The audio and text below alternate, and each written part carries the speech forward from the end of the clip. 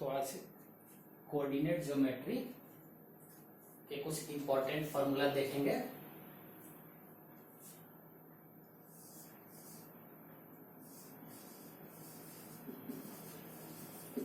Coordinate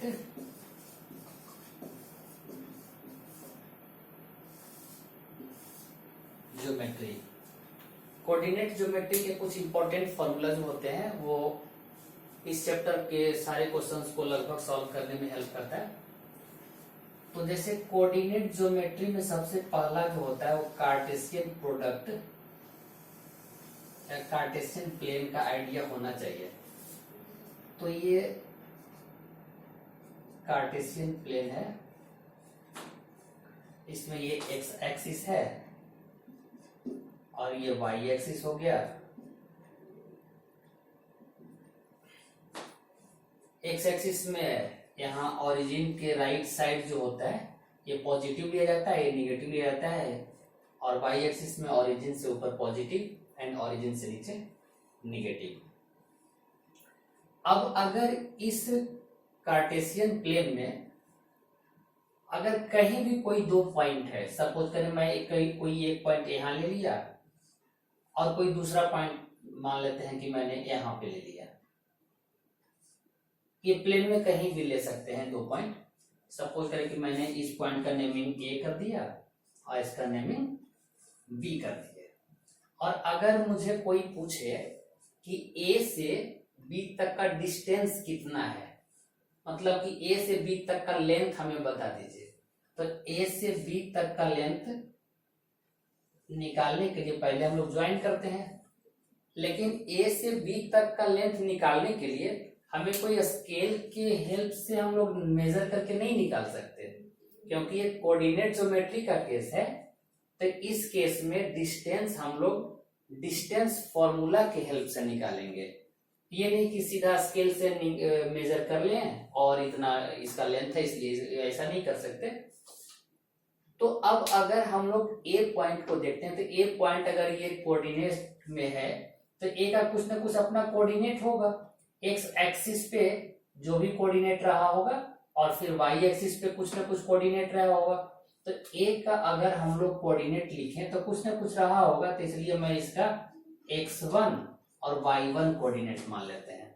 इसी तरह से बी का भी कुछ कोऑर्डिनेट रहा होगा, तो x वाला मैं x2 और y वाला y2 कोऑर्डिनेट मान लिए। तो अगर हम लोग इसका डिस्टेंस निकालेंगे तो डिस्टेंस फॉर्मूला इसको बोलते हैं, इसका नेमिंग है डिस्टेंस फॉर्मूला। यानी ए से बी तक का डिस्टेंस अगर निकालते हैं हम लोग तो इसके लिए डिस्टेंस फॉर्मूला यूज करेंगे। ए बी इक्वल टू हो जाएगा रूट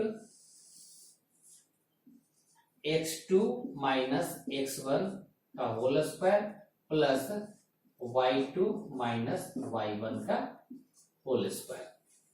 अब x1 x2 y1 y2 जो यहाँ केस है, यहाँ किसी भी कोऑर्डिनेट को इसको x1 y1 ले सकते हैं, इसको x2 y2 ले सकते हैं, या अगर आपका मर्जी है तो इसको आप x1 y1 इसको x2 y2 कर सकते हैं। या तो लेंथ आप a to b निकालें या b to a निकालें, दोनों सेम थिंग है, लेंथ तो उतना ही रहना है, लेंथ तो बदलेगा नहीं। तो ये आप ऐसे याद भी कर सकते हैं। अदरवाइज इसका एक सिंपल डेरिवेशन भी है, वो भी आप आसानी से कर सकते हैं। जैसे अगर डेरिवेशन करना हो तो यहां से हम देखेंगे क्या कि इसको आप हॉरिजॉन्टली वाई एक्सिस के पैरेलल एक्स एक्सिस के तरफ लाने की कोशिश करें और यहां से सीधा इसको हॉरिजॉन्टल एक्स एक्सिस के पैरेलल लाने की कोशिश करें। तो यहां साफ दिखता है क्या कि एक राइट एंगल ट्रायंगल का फॉर्मेशन हो गया। तो इस कोऑर्डिनेट का इसका कोऑर्डिनेट कुछ होगा यहां पर। तो ये बाई पाइथागोरस अगर हम निकालें तो H square equal to P square plus B square से वो निकाला जा सकता है ये भी। और इसी को इसी से जब हम ये हाइपोटेनस निकालते हैं इसका, तो ये डिस्टेंस हमें मालूम हो जाता है। तो इसके सिंपल डेरिवेशन भी है, लेकिन फिलहाल अभी डेरिवेशन करने की जरूरत है नहीं। तो इसलिए डिस्टेंस फॉर्मूला में सीधा आप याद रखेंगे under root x2 minus x1 का whole square plus y2 minus y1 का होल स्क्वायर। बहुत ही सिंपल फॉर्मूला है। तो ये तो डिस्टेंस फॉर्मूला हो गया। डिस्टेंस फॉर्मूला के बाद दूसरा होता है सेक्शन फॉर्मूला। अब ये सेक्शन फॉर्मूला क्या है यहां देखेंगे। अगर हमारे पास कोई दो पॉइंट है, सपोज करें पॉइंट ए है और ये पॉइंट बी है, और दोनों के बीच का कुछ ना कुछ डिस्टेंस होगा, मालूम नहीं कुछ होगा, 10, 20, 30 कुछ भी हो सकता है। और अगर कोई ऐसा एक पॉइंट सी है जो इस लाइन को AB को AC इस टू CB के रेशियो में इसे तोड़ता है। सपोज करिए ये पूरा 10 सेंटीमीटर है और ये 6 सेंटीमीटर, तो ये 4 सेंटीमीटर हो जाएगा। तो AC इस टू CB अगर निकालेंगे तो 6:4 के रेशियो में इंटरसेक्ट करता है। और अगर उसको और सिंप्लीफाई करेंगे तो 6:4 का सिंप्लीफिकेशन करेंगे, 2 2 जा 2 3 यानी 3:1 3:2 के रेशियो में डिवाइड किया, मतलब ये 3 और ये 2 किया। लेकिन हम लोग जब इसे निकालेंगे, इसमें पूछेगा कि ए का कोऑर्डिनेट जो है कुछ ना कुछ दिया होगा, तो ए का कोऑर्डिनेट हम लोग x1 y1 ले लेते हैं, बी का कोऑर्डिनेट x2 y2 ले लेंगे और सी का कोऑर्डिनेट कैपिटल XY ले लेते हैं। ये रेशियो अभी तो मैंने एक सिचुएशन लिया इसलिए 3:2 है, और रेशियो कुछ डिफरेंट भी हो सकता है। जब कोई फॉर्मूला लेते हैं तो फॉर्मूला के अकॉर्डिंगली मैं इसे m1 और m2 ले लेता हूं। तो इसका मतलब हो गया कि a का कोऑर्डिनेट x1 y1 है, b का कोऑर्डिनेट x2 y2 है और c का कोऑर्डिनेट कैपिटल XY है। और ये XY जो है ये C पॉइंट है जो AB को इंटरसेक्ट कर देता है m1:m2 के रेशियो में। तो हमें ये x कोऑर्डिनेट और y कोऑर्डिनेट निकालना होता है, इसका फॉर्मूला जानना है मुझे। तो अगर हम लोग x का फॉर्मूला निकालेंगे तो सिंपल, यदि याद रखने वाली बात है, अगर केयरफुली यहाँ देखेंगे तो आप ही के अभी याद हो जाएगा। ये x होता है, तो यहाँ पर याद करने के लिए मैं लिख रहा हूं m1 into something plus m2 into something by m1 plus m2। अब ये कहेंगे कि सर ये तो m1 plus m2 by m1 plus m2 cancel करके सिंपल 1 लिख दीजिए। तो अभी मैंने फॉर्मूला पूरा लिखा नहीं है कि x इक्वल टू निकाल रहा हूं। अगर मैं x निकालूंगा तो फॉर्मेट मेरा यही रहेगा, सिर्फ x पुट करना होता है। तो यहाँ पर x निकाल रहा हूं, इसलिए यहाँ पर x2 और यहाँ पर x1, यानी m1 x2 plus m2 x1 divided by m1 plus m2, ये x का फॉर्मूला हो गया। और अगर y का फॉर्मूला निकालना हो, इट्स वेरी सिंपल, फॉर्मेट सिर्फ वही रखेंगे, y वही रखेंगे फॉर्मेट। हमने कहा था m1 m2, तो यहाँ पर भी हम लोग लिखेंगे m1 something plus m2 divided by m1 plus m2। और हमने चूंकि y निकालना है मुझे, तो y निकालने के लिए क्या करेंगे, यहाँ पर y पुट करेंगे, y2 और यहाँ पर y1। मेरा फॉर्मूला क्या बन गया, y equal to m1 y2 plus m2 y1 upon m1 plus m2। ये जो x और y का फॉर्मूला है ये सेक्शन फॉर्मूला के नाम से जाना जाता है। और ये किसी भी लाइन को अगर कोई इंटरसेक्ट करता है तो किस रेशियो में इंटरसेक्ट करेगा ये आपको निकाला जा सकता है इससे। अब देखिए इसमें है क्या कि इसमें कभी x1 y1 x2 y2 और यहाँ रेशियो पूछ देगा और इसका xy में से कुछ दे देगा या xy दे देगा। तो हमें कभी कभी m1 m2 भी निकालने के लिए ये यूज करना पड़ता है, और नहीं तो फिर किसी न किसी का कोऑर्डिनेट निकालने के लिए यूज करना पड़ता है सेक्शन फॉर्मूला। और इसी में एक स्पेशल केस भी आता है। एक्चुअली स्पेशल केस कुछ नहीं, ये फॉर्मूला ही है कि अगर कोई एक लाइन है, जैसे C अगर मिड पॉइंट हो जाए तो क्या होगा, तो लिखेंगे if C is mid point. अगर C मिड पॉइंट हो गया तो क्या हो जाएगा, m1 और m2 का रेशियो सेम हो जाएगा। जैसे हमने AB 10 सेंटीमीटर लिया था और अगर मिड पॉइंट में ले लिया तो AC और CB दोनों 5 सेंटीमीटर का होगा, और अगर दोनों का रेशियो निकालेंगे तो 5:5 दैट इज 1:1 हो जाएगा। तो if C is mid point that is, मैं ऐसा लिख सकता हूं A C is to C B equal to 1:1, यानी कि M1 और इक्वल टू M2 है इस केस में, therefore M1 equal to M2। अगर ये case M1 equal to M2 हो जाए तो इस केस में हम लोग यहां पर x की जगह पर वैल्यू, जहां M1 M2 है वहां 1 1 1 1 पुट करके देखते हैं तो x का फॉर्मूला मेरा क्या बन जाता है। अगर x का फॉर्मूला निकालेंगे तो 1 into x2 plus 1 into x1, 1 plus 1 2, यानी कि x2 प्लस x1 बाई 2। तो इसको हम लोग x2 प्लस x1 लिखे या x1 प्लस x2 लिखे, की बात है, x2 प्लस x1 बाई 2। ये फॉर्मूला हो गया x का। लेकिन ये किस केस में है एप्लीकेबल, जब M1 और M2 दोनों इक्वल हो जाते हैं। और इसी तरह से y अगर निकालना हो तो क्या हो जाएगा, y निकालेंगे तो फिर से 1 1 पुट कर देंगे M1 M2 के प्लेस पे, तो y2 प्लस y1 अपॉन 2, यानी कि ये हो जाएगा y1 प्लस y2 अपॉन 2। तो ये x और y का फॉर्मूला निकल जाता है। तो ये तो सेक्शन फॉर्मूला कहलाते हैं। लेकिन हमारे पास सिर्फ डिस्टेंस फॉर्मूला और सेक्शन फॉर्मूला नहीं है। ये डिस्टेंस फॉर्मूला हो गया, ये सेक्शन फॉर्मूला हो गया।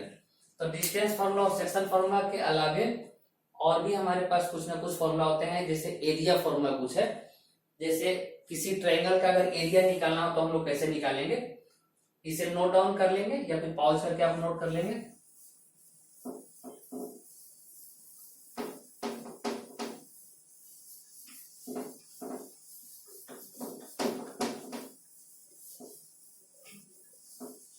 अब अगर एरिया फॉर्मूला निकालना हो तो एरिया ट्रायंगल का निकाला जाता है। Area formula of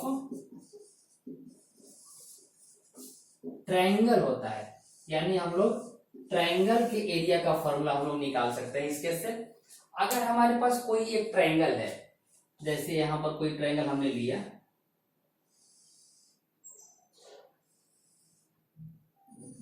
A B सी, तो ए बी सी तीनों का कुछ ना कुछ कोऑर्डिनेट होगा। इसका कोऑर्डिनेट हमने ले लिया x1 y1, इसका कोऑर्डिनेट x2 y2, इसका कोऑर्डिनेट x3 y3 हमने रख लिया। अब ये कोऑर्डिनेट लेने के बाद अगर मुझे ऐसा कहे कि ऐसा इस एबीसी ट्रायंगल का एरिया निकालिए, तो इसके लिए भी एक सिंपल फॉर्मूला होता है जिसको एरिया फॉर्मूला बोला जाता है। तो area of triangle equal to हो जाता है हाफ बिग ब्रैकेट। लिखते वक्त अगर केयरफुली देखेंगे तो पक्का याद हो जाएगा। ये यहां पर लिखेंगे x1 ब्रैकेट डाल दीजिए, फिर कुछ मत लिखिए ब्रैकेट में, अभी फिर से लिखिए x2 ब्रैकेट डाल दीजिए, कुछ मत लिखिए, प्लस यहां पर लिखिए x3। थोड़ा सा ट्रायंगल को मैं साइड कर लेता हूं यहां से, यहां पर लिख लीजिए x3 फिर ब्रैकेट डाल दीजिए, फिर ब्रैकेट बंद। तो हमने क्या देखा कि अगर कोई ऐसा ट्रायंगल है, मैं कहीं ट्रायंगल बना लेता हूं, यहां पे ट्रायंगल का ए था, बी था, सी था, इसका कोऑर्डिनेट हमने x1 y1 लिया था, इसका कोऑर्डिनेट हमने x2 y2 लिया था, इसका कोऑर्डिनेट हमने x3 y3 लिया था। तो इस केस में जब हमारे पास आया x1 x2 x3, तो x का तो काम हो गया, x1 x2 x3 ब्रैकेट के अंदर। अगर यहाँ 1 है तो 2 से स्टार्ट करना होता है, तो इसको करेंगे y2 माइनस, याद रखना है यहाँ पर y3, फिर y3 माइनस y1 और फिर से y1 माइनस y2। अगर इस फॉर्मूला से हमने एरिया निकाल लिया तो एरिया निकल जाएगा ट्रायंगल का। लेकिन अगर एरिया हम निकाले, if area of triangle equal to 0, अच्छा अगर हमने इस फॉर्मूला से एरिया निकाले और अगर एरिया 0 आ गया, तो धरती पे तो कोई आज तक वैसा ट्रायंगल नहीं मिला जिसका एरिया 0 होगा। एरिया 0 होने का मतलब है कि वो ट्रायंगल का फॉर्मेशन ही नहीं हुआ। तब क्या होगा कि तीनों पॉइंट्स इसका ए बी और सी जो होगा वो ट्रायंगल का फॉर्मेशन ही नहीं करेगा, वो तीनों पॉइंट्स एक स्ट्रेट लाइन पे सिचुएट करेगा, इसलिए वो कोलिनियर पॉइंट्स कहलाएंगे। And if area of triangle equal to 0 then the three points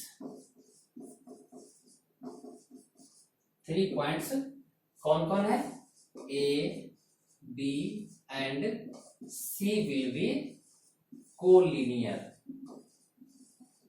collinear कहने का मतलब होता है कि एक स्ट्रेट कोई लाइन होगा और इसी पे ए, इसी पे बी और इसी पे सी होगा, ट्रायंगल का फॉर्मेशन ही नहीं होगा। तो ये एक स्टार पॉइंट आप डाल करके इसे याद रखेंगे कि अगर आपने ट्रायंगल का एरिया निकाले और एरिया निकालने पे अगर एरिया 0 आ गया तो तीनों पॉइंट्स ट्रायंगल का फॉर्मेशन नहीं करेगा, वो तीनों पॉइंट का सिचुएशन एक स्ट्रेट लाइन पे होगा, वो एक स्ट्रेट लाइन पे स्टे करेगा और तीनों कोलिनियर पॉइंट्स हो जाएंगे, एक स्ट्रेट लाइन पे होंगे, वो ट्रायंगल का फॉर्मेशन नहीं करेंगे। लेकिन अगर एक और पॉइंट इसमें सोचने वाली है कि अगर आप एरिया निकालते हैं इसी फॉर्मूला से तो हमें इतना पता हो जाता है कि एरिया कभी किसी भी ट्रायंगल का निगेटिव तो नहीं आ सकता ना, लेकिन अगर एरिया निगेटिव आ गया तो क्या होगा, if area of triangle comes negative, अगर निगेटिव आया तो एरिया तो निगेटिव नहीं हो सकता है, तो अगर निगेटिव आता है किसी भी ट्रायंगल का एरिया तो उसका मॉड वैल्यू लिया जाता है, मैग्नीट्यूड ओनली लिया जाता है, then area will be its mod value. Mod value क्या होता है, मतलब वैसा वैल्यू जिसमें निगेटिव साइन को रिमूव कर दिया जाता है, सिर्फ मैग्नीट्यूड रहता है। निगेटिव साइन यहाँ कोऑर्डिनेट के वजह से आता है या फिर डायरेक्शन की वजह से आता है। तो हम लोग अगर एरिया निगेटिव आया, निगेटिव एरिया आता है तो निगेटिव एरिया का मॉड निकालेंगे इक्वल टू इसका पॉजिटिव एरिया आ जाएगा। एरिया हमेशा यूनिट स्क्वायर में होता है तो आप यूनिट जो होता है वही लगाएंगे, यानी कि जैसे एग्जांपल में अगर हम देखते हैं यहाँ पर एग्जांपल में आया -10 यूनिट स्क्वायर, एरिया आ गया इसका -10 यूनिट स्क्वायर, तो हम लोग इसे लिखेंगे mod of -10 that is 10 unit square. हमें एक एग्जांपल ऐसा सेट किए कि अगर हमने इस फॉर्मूला से एरिया निकाले और उसका एरिया -10 आ गया तो उस समय हम लोग इसका मॉड वैल्यू बताएंगे, मतलब इस ट्रायंगल का एरिया 10 यूनिट स्क्वायर है। इस तरह से हम लोग एरिया निकाल सकते हैं ट्रायंगल का। अब एक क्वेश्चन बार बार आता है बट एनसीईआरटी से थोड़ा सा हट के है, ये एनसीईआरटी में तो नहीं है इसका फॉर्मूला, लेकिन फिर भी एनसीईआरटी बेस्ड क्वेश्चन है ये। अब यहाँ पर ए कोऑर्डिनेट है, इसका कोऑर्डिनेट मान लेते हैं x1 y1 है, x2 y2 है, इसका कोऑर्डिनेट x3 y3 है। तो इस तरह से हम लोग देखते क्या है कि इस ट्रायंगल का मीडियन ड्रॉ करते हैं। यहां से तीनों मीडियन अगर हम ड्रॉ करें तो देखते हैं क्या तीनों के तीनों किसी न किसी एक पॉइंट पे इंटरसेक्ट करेगा। जिस पॉइंट पे इंटरसेक्ट करता है उसे बोलते हैं सेंट्रॉइड। इसको कैपिटल जी से इंडिकेट किया जाता है, कैपिटल जी लिखते हैं इसको। और इसका कोऑर्डिनेट अगर सपोज करें हमें लिख लिया हमने एक्स वाई, और मुझे बताना है एक्स वाई का कोऑर्डिनेट क्या होगा। Carefully listen, A B C एक ट्रायंगल है, इस ट्रायंगल का कोऑर्डिनेट आपको दिया हुआ है x1 y1, x2 y2, x3 y3, और तीनों के मीडियन जब ड्रॉ करते हैं तो यहाँ पर एक इंटरसेक्ट करता है एक ही पॉइंट पे, जिसको सेंट्रॉइड बोला जाता है, कैपिटल जी से इंडिकेट करते हैं। इसका coordinate capital X capital Y है, तो हमें इसका फॉर्मूला निकालना है, इसका कोऑर्डिनेट जानना है कि क्या होगा। तो फॉर सेंट्रॉइड एक फॉर्मूला होता है जो मैं यहां लिख देता हूं, फॉर